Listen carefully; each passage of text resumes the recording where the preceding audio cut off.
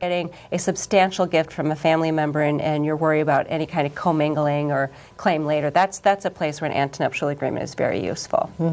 It seems to pop up where mother or father want to gift something to their only child, and the only child is married, and it could be used for a down payment on vacation property or something. New home, first home. Yep. And it's a question of is that a family loan? Are they expecting maybe to have it paid back or not? But it's still identified where it's supposed to go. I think for the most part, people don't really execute the gift properly if they're now going to make that claim on the first home. I've seen it too many times where maybe you see that gift letter, but you don't see the gift in the tax returns. So there's a certain protocol to it.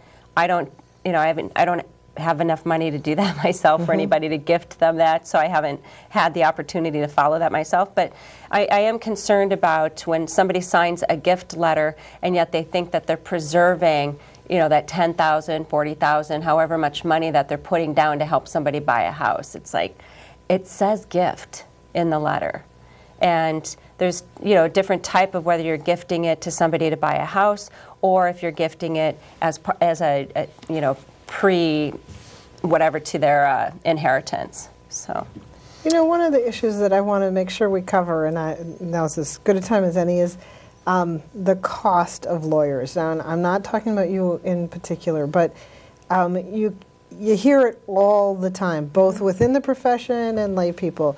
I can't afford to get a divorce. We have to stay married because I can't afford a lawyer. This is also true in the criminal area. You can't afford an attorney for this, that, and the civil area in many areas of the law. But we're here talking about family law, and there are sometimes good reasons, I have to say, and I know some people probably disagree with this religiously or philosophically, but sometimes there's a good reason to get a divorce, and sometimes people can't afford it. What do you think about that? Well, I've heard during this economic recession, this prolonged recession that we've been in, we hear the media reporting all the time about how people stay together but they're divorced because they can't afford to live in separate households. And I have not experienced that. I think that when people really don't want to be married to each other anymore, they're going to find a way not to be married to each other anymore. We have a lot of families that are helping out their kids now, kids of the age of 40, 50 years old whose parents are paying for their legal fees to help them get divorced. I do know that if parties divorce and still reside in the same household, that can trigger some concerns, I believe, with the IRS, because did they really divorce, or are they doing this for some fraudulent reason for tax purposes or incentives or whatever the case may be?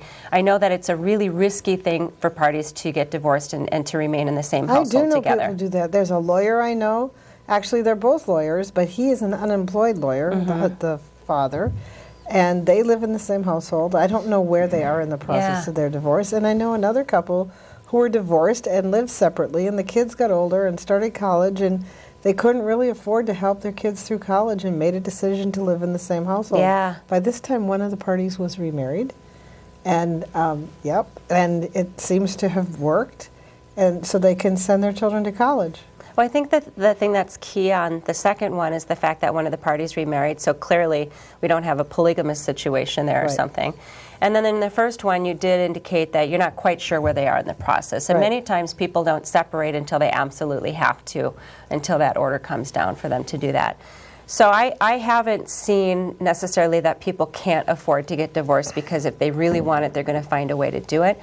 I have seen, however, that sounds terrible, but I've seen, from the stress of the economic environment, I've seen people who are far more on edge than I've ever experienced. Granted, I've only been doing this for 11 years, but I would say the past 2.5, maybe year and a half to 2 years, I've seen parties that are very stressed out, and they are kind of like taking it out on almost everything that's around them because they're so stressed. They're unable to really focus on what's going on in their lives.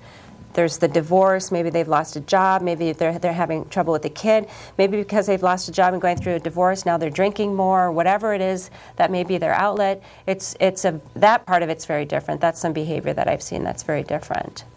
And that's just the unknown. I mean, you can't count on anything that you've ever been tied to. If you've been married for 10 years, 20 years, and all of a sudden you don't have a wife, you don't have a job, you don't have a house, your kids aren't talking to you because whatever. Right. Your entire life that you know and maybe have staked your perception of self on, whether it's the mother or the father, it's not there. So it is very stressful. So here's a question I've been toying with, and we don't have to dwell on this, but there's a lot of unemployed lawyers right now. There's a, especially here. I mean, we have 4 law schools churning out lawyers. It's a little exaggeration. It's hard to get through law school, but people are graduating from law school, people are passing the bar, and they can't find a job. Why hasn't this reduced the cost of getting a lawyer? Why hasn't it reduced the cost of our putting our kids to college, or reduced the costs of maintaining our own home tax-wise, with the property taxes that have increased? This is just a really tough time. And I'm not an economist or anything like that, but it's an amazing trend that's happening right now. And I kind of think of us as really living beyond our means. And it's been a great lesson. I think that many of us are learning from that and starting to kind of figure out how to live a smaller life so that others can simply live. Well, I want to say, and no offense to you, and I don't know what you charge anyway, but I want to say that all you young lawyers out there who don't have a job, you can undercut these experienced lawyers by just charging 1/3 of what they do, and you can still make a good living. What's really interesting about that is I once had a gentleman a couple years ago come into my office. I had a lower billable rate than I have right now, and he said to me, "Why are you so," I don't know if he used the word cheap. I think, "Why is your billable rate so low?" And I said, "Because it's just me in my office with my legal assistant. I have low overhead. I can afford to do this." And he said, "It makes me feel like you don't know what you're doing." I was kind of alarmed by that. I think that's exactly the right answer to why it doesn't work. If the good lawyers are charging $300 an hour, I'm not paying somebody $50 an hour. Yeah. Because they're by definition not one of the good ones, right? I recently had the opportunity to talk to someone who is in family law. That's what they exclusively practice. At any one time, they say they have about 12 cases pending, and they may be second chair or third chair, providing some back support for 12 other cases. That doesn't seem like a big load when you look at load of the county attorney. Yeah. But that person was drawing a salary over $200,000 a year. Oh, I'm in the wrong business. And I questioned that with some of the people when the person left. I said, that just doesn't make any sense how you can have a caseload so low. And they said, well, they only go after the expensive client, the ones that can afford it. And but you still have to generate fees. That's wrong, ethically wrong. I'm going to be on record of saying that's wrong. If you are a lawyer, you are doing a service to the community and to people, and you should not be making that much money. That's what I believe. I agree with you on that. I'm going to get phone calls. If you want to call and give Judy a piece of your mind, 651-747-3838. No, I agree with you on that, and it astounds me on some of my cases how much my clients might ultimately end up paying me. It's a shocking thing, but I also try very hard from in that first initial consultation to explain to them how I bill, what I bill for. One of the things that I had to do very early in my practice is add to my retainer agreement minimum charges for things. And what I added to it was email, whether that's the draft or review of an email. And I said and I still say in my hourly retainer agreement, it's a minimum of a 0.1, so 6 increments per hour, so 0.1 would be 6 minutes to review an email.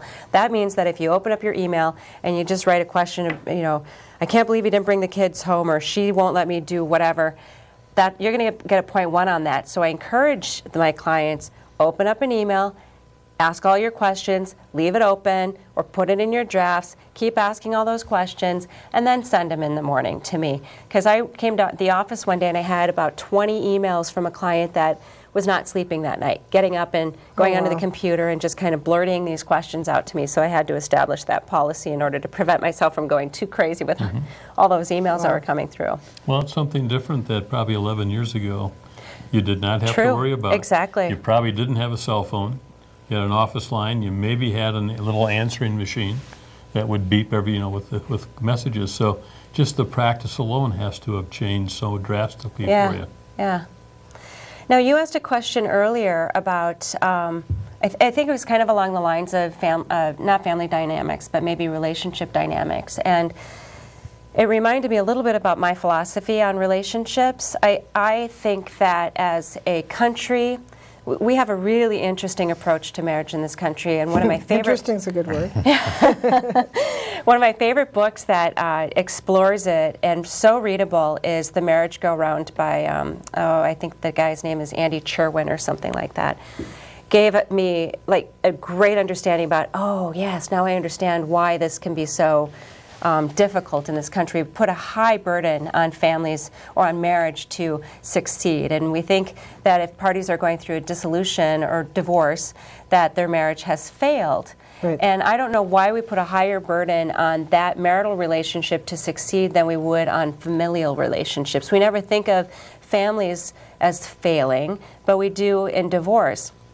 And I really do believe that every relationship that we have, whether it's a marital relationship, a friendship, you know, professional, whatever the case may be, that relationship lasts as long as it's supposed to, you know, when it meets its purpose. It doesn't fail when it ends. I think that it fails if it lasts longer than it's supposed to, especially in a marriage, because that's when people start to get angry, or they become bitter, or they take their resentments out on each other. That's a failure when we've lost our humanity in that relationship.